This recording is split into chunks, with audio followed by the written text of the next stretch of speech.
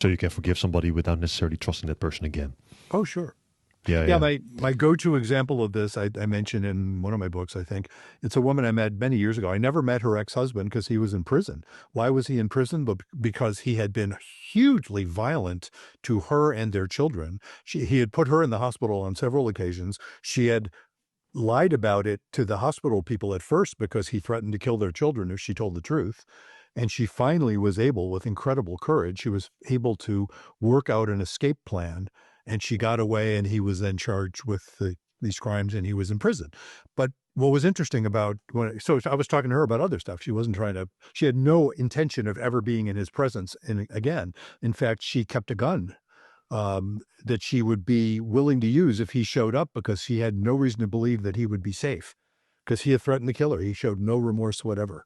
So but she said she forgave him. And she didn't mean she thought it was okay and she would, she could have coffee with him.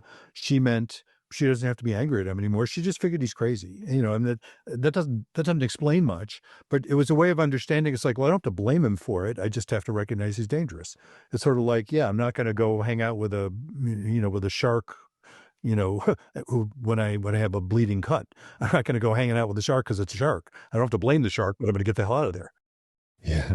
So the argument there then is that her forgiving him is not necessarily to do him a favor, but it's allowing herself to let go of her hatred, still be very aware of what's happening, right? She was prepared if he showed up, but it's just to relieve her own mind, let's say, to not carry that hatred every single day anymore.